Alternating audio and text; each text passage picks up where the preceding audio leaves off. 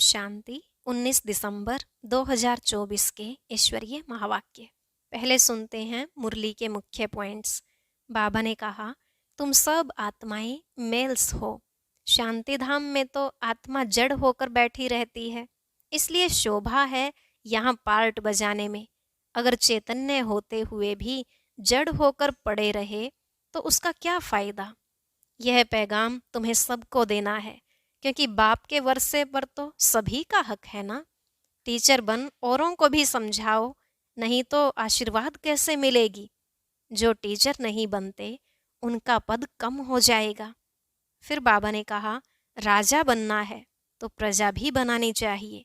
जैसी जैसी जो सर्विस करते हैं उतना ऊंच पद पाते हैं। अपने से पूछना चाहिए, हम माला में कौन सा नंबर बनेंगे। अभी तुम राइटियस बनते हो, परंतु राइटियस भी उनको कहा जाता है जो बाप से बहुत ताकत लेते हैं। लास्ट में बाबा ने कहा, बच्चों को कितनी खुशी होनी चाहिए कि अभी तुम बड़ी आयु वाले बन रहे हो।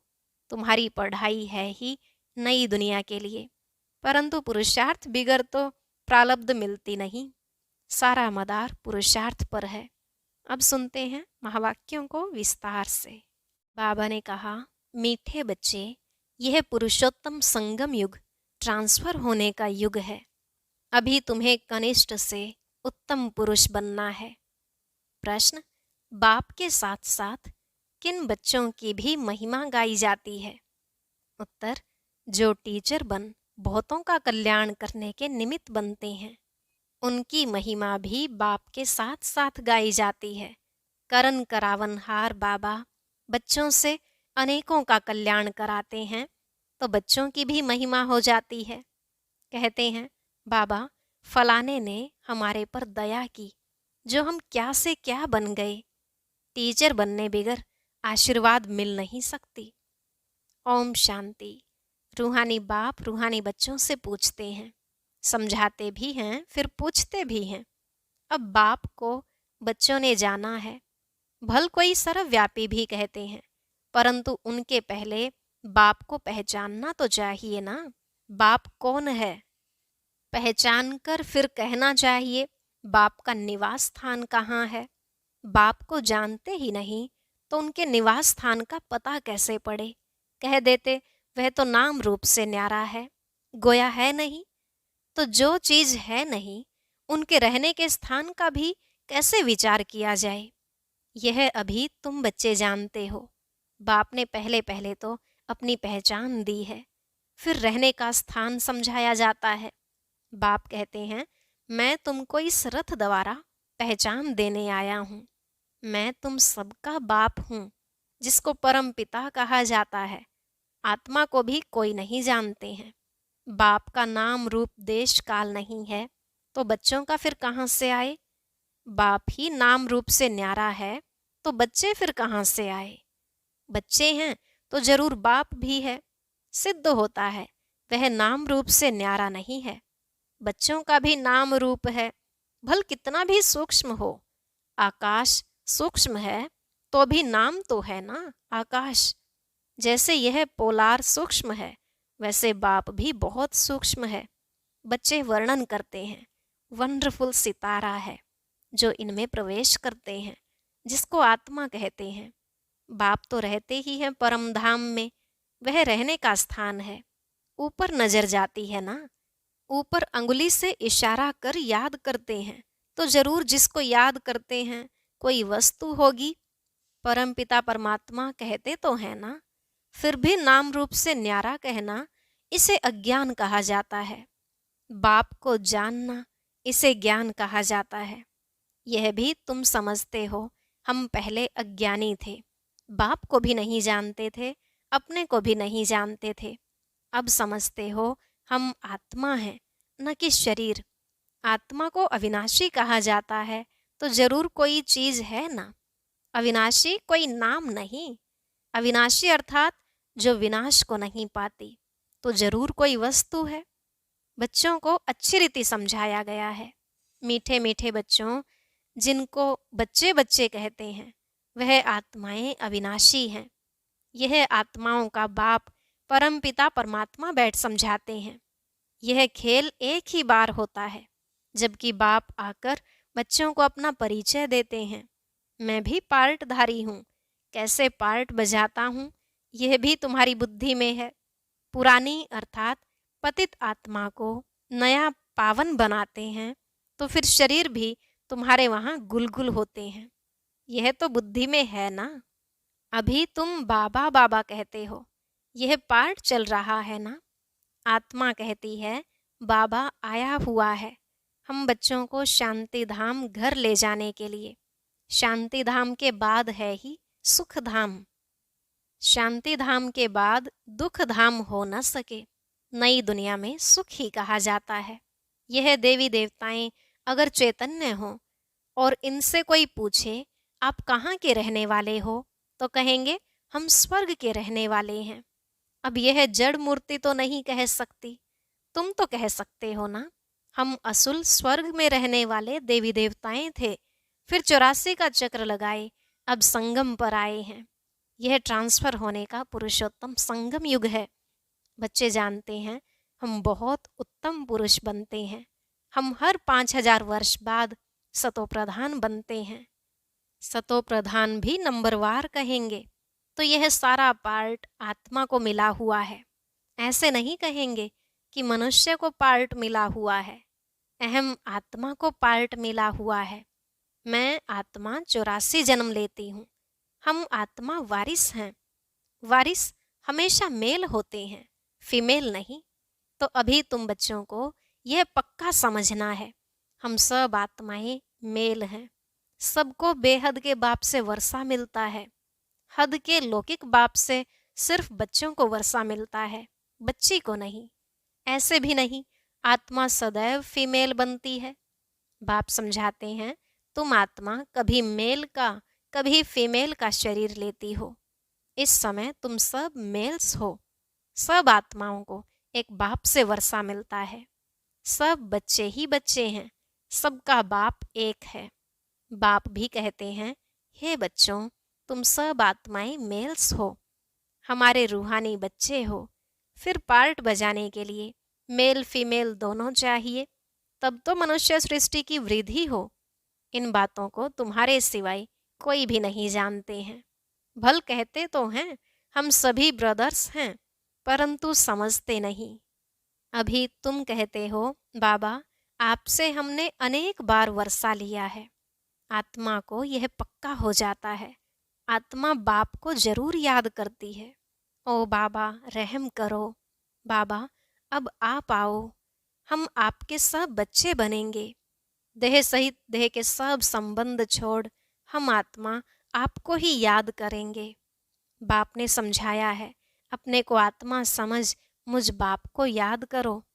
बाप से हम वर्षा कैसे पाते हैं, हर 5000 वर्ष बाद हम यह देवता कैसे बनते हैं, यह भी जानना चाहिए ना।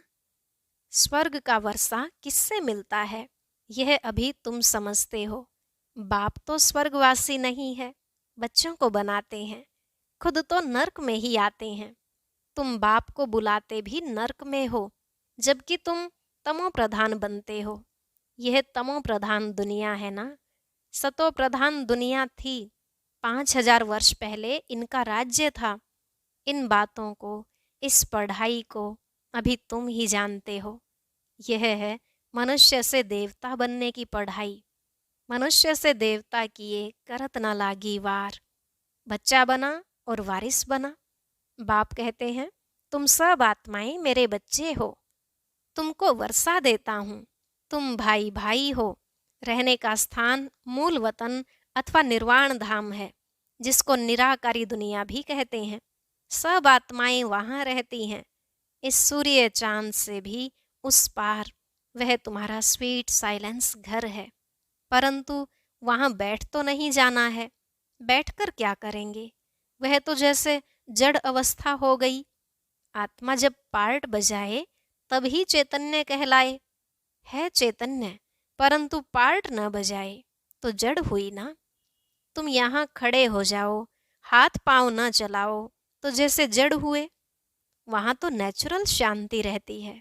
आत्माएं जैसे कि जड़ हैं, पार्ट कुछ भी नहीं बजाती, शोभा तो पार्ट में है ना। शांति धाम में क्या शोभा होगी। आत्माएं सुख दुख की भासना से परे रहती हैं। कुछ पार्ट ही नहीं बजाती तो वहां रहने से क्या फायदा। पहले पहले सुख का पार्ट बजाना है। हर एक को पहले से ही पार्ट मिला हुआ है। कोई कहते हैं हमको तो मोक्ष चाहिए, बुदबुदा पानी में मिल गया बस। आत्मा जैसे कि है नहीं, कुछ भी पार्ट न बजावे तो जैसे जड़ कहेंगे। चैतन्य होते हुए जड़ होकर पड़ा रहे तो क्या फायदा। पार्ट तो सबको बजाना ही है।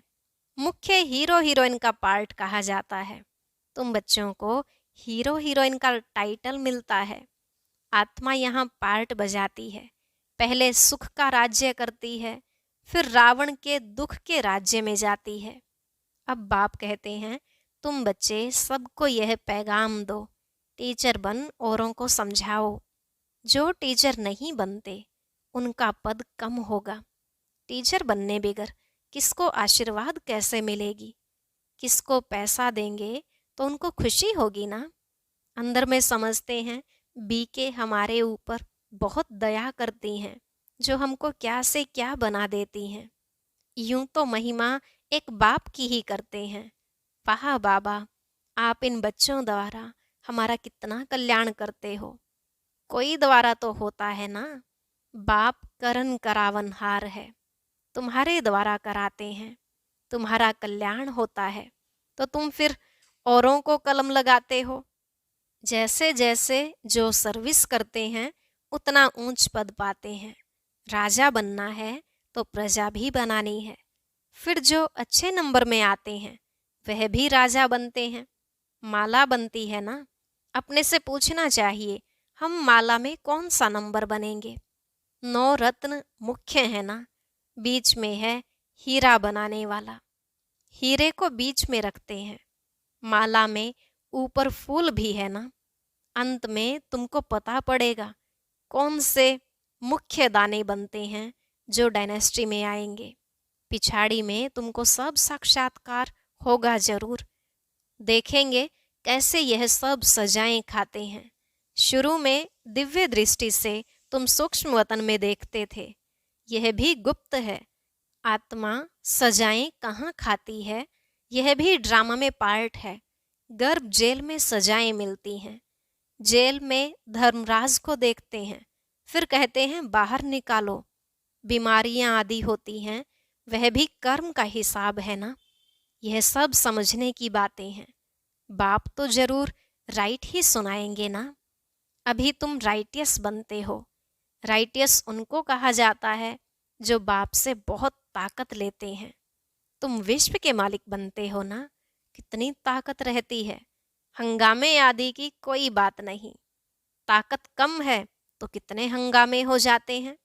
तुम बच्चों को ताकत मिलती है आधा कल्प के लिए, फिर भी नंबरवार पुरुषार्थ अनुसार एक जैसी ताकत नहीं पा सकते, न एक जैसा पद पा सकते हैं। यह भी पहले से नोंद है। ड्रामा में अनादि नोंद है। कोई पिछाड़ी में आते हैं। 1-2 जन्म लिया और शरीर छोड़ा। जैसे दिवाली पर मच्छर होते हैं, रात को जन्म लेते हैं, सुबह को मर जाते हैं। वह तो अनगिनत होते हैं। मनुष्य की तो फिर भी गिनती होती है। पहले पहले जो आत्माएं आती हैं उनकी आयु कितनी बड़ी होती है। तुम बच्चों को खुशी होनी चाहिए, हम बहुत बड़ी आयु वाले बनेंगे। तुम फुल पार्ट बजाते हो। बाप तुमको ही समझाते हैं तुम कैसे फुल पार्ट बजाते हो। पढ़ाई अनुसार ऊपर से आते हो पार्ट बजाने। तुम्हारी यह पढ़ाई है ही नई दुनिया के लिए। बाप कहते हैं अनेक बार तुमको पढ़ाता हूँ। यह पढ़ाई अविनाशी हो जाती है। आधा कल्प तुम प्रारब्ध पाते हो। उस विनाशी पढ़ाई से सुख भी अल्पकाल लिए मिलता है। अभी कोई बैरिस्टर बनता है, फिर कल्प बाद बैरिस्टर बनेगा। यह भी तुम जानते हो। जो भी सबका पार्ट है वही पार्ट कल्प कल्प बजता रहेगा। देवता हो या शूद्र हो, हर एक का पार्ट वही बजता है जो कल्प कल्प बजता है। उनमें कोई फर्क नहीं हो सकता। हर एक अपना पार्ट बजाते रहते हैं। यह सारा बना बनाया खेल है। पूछते हैं पुरुषार्थ बड़ा या प्रारब्ध बड़ी? अब पुरुषार्थ बिगर तो प्रारब्ध मिलती नहीं। पुरुषार्थ से प्रारब्ध मिलती है ड्रामानुसार, तो सारा बोझ ड्रामा पर आ जाता है। पुरुषार्थ कोई करते हैं, कोई नहीं करते हैं। आते भी हैं, फिर भी पुरुषार्थ नहीं करते, तो प्रारब्ध नहीं मिलती। सारी दुनिया में जो भी एक्ट चलती है, सारा बना बनाया ड्रामा है। आत्मा में पहले से ही पार्ट नोंधा हुआ है, आदि से अंत तक। जैसे तुम्हारी आत्मा में 84 का पार्ट है। हीरा भी बनती है तो कोड़ी जैसा भी बनती है। यह सब बातें तुम अभी सुनते हो। स्कूल में अगर कोई नापास हो पड़ता है तो कहेंगे यह बुद्धिहीन है, धारणा नहीं होती। इसको कहा जाता है वैरायटी झाड़, वैरायटी फीचर्स। यह वैरायटी झाड़ का नॉलेज बाप ही समझाते हैं, कल्प वृक्ष पर भी समझाते हैं। बड़ के झाड़ का मिसाल भी इस पर है। उनकी शाखाएं बहुत फैलती हैं। बच्चे समझते हैं हमारी आत्मा अविनाशी है, शरीर तो विनाश हो जाएगा, आत्मा ही धारण करती है। आत्मा 84 जन्म लेती है, शरीर तो बदलते जाते हैं, आत्मा वही है। आत्मा ही भिन्न भिन्न शरीर लेकर पार्ट बजाती है। यह नई बात है ना? तुम बच्चों को भी अभी यह समझ मिली है। कल्प पहले भी ऐसे समझा था। बाप आते भी हैं भारत में। तुम सबको पैगाम देते रहते हो। कोई भी ऐसा नहीं रहेगा जिसको पैगाम न मिले। पैगाम सुनना सभी का हक है। फिर बाप से वर्षा भी लेंगे, कुछ तो सुनेंगे ना। फिर भी बाप के बच्चे हैं ना। बाप समझाते हैं मैं तुम आत्माओं का बाप हूँ। मेरे द्वारा इस रचना के आदि मध्य अंत को जानने से तुम यह पद पाते हो। बाकी सब मुक्ति में चले जाते हैं। बाप तो सबकी सदगति करते हैं। गाते हैं अहो बाबा तेरी लीला, क्या लीला, कैसी लीला। यह पुरानी दुनिया को बदलने की लीला है। मालूम होना चाहिए ना। मनुष्य ही जानेंगे ना। बाप तुम बच्चों को ही आकर सब बातें समझाते हैं। बाप नॉलेजफुल है, तुमको भी नॉलेजफुल बनाते हैं। नंबरवार तुम बनते हो। स्कॉलरशिप लेने वाले नॉलेजफुल कहलाएंगे। अच्छा, मीठे मीठे सिकिलधे बच्चों प्रति माता पिता बाप दादा का याद प्यार और गुड मॉर्निंग। रूहानी बाप की रूहानी बच्चों को नमस्ते। रूहानी बच्चों की रूहानी बाप दादा को नमस्ते नमस्ते, गुड मॉर्निंग, शुक्रिया बाबा, शुक्रिया। धारणा के लिए मुख्य सार। पहला पॉइंट, सदा इसी स्मृति में रहना है कि हम आत्मा मेल हैं। हमें बाप से पूरा वर्षा लेना है। मनुष्य से देवता बनने की पढ़ाई पढ़नी और पढ़ानी है। दूसरा, सारी दुनिया में जो भी एक्ट चलती है, यह सब बना बनाया ड्रामा है। इसमें पुरुषार्थ और प्रारब्ध दोनों की नोंद है। पुरुषार्थ के बिना प्रारब्ध नहीं मिल सकती। इस बात को अच्छी तरह समझना है। आज का वरदान, कोई भी सेवा सच्चे मन से व लगन से करने वाले सच्चे रूहानी सेवाधारी भव। कोई भी सेवा सच्चे मन से व लगन से करने वाले सच्चे रूहानी सेवाधारी भव। बाबा ने कहा सेवा कोई भी हो, लेकिन वह सच्चे मन से लगन से की जाए तो उसकी 100 मार्क्स मिलती हैं। सेवा में चिड़चिड़ापन न हो। सेवा काम उतारने के लिए न की जाए। अपनी सेवा है ही बिगड़ी को बनाना, सबको सुख देना, आत्माओं को योग्य और योगी बनाना, अपकारियों पर उपकार करना, समय पर हरेक को साथ व सहयोग देना। ऐसी सेवा करने वाले ही सच्चे रूहानी सेवाधारी हैं। स्लोगन, पवित्रता ही ब्राह्मण जीवन की नवीनता है। यही ज्ञान का फाउंडेशन है। पवित्रता ही ब्राह्मण जीवन की नवीनता है। यही ज्ञान का फाउंडेशन है। ओम शांति। अब सुनते हैं आज की अव्यक्त मुरली। इसके लिए ऊपर दिए गए बॉक्स पर क्लिक करें।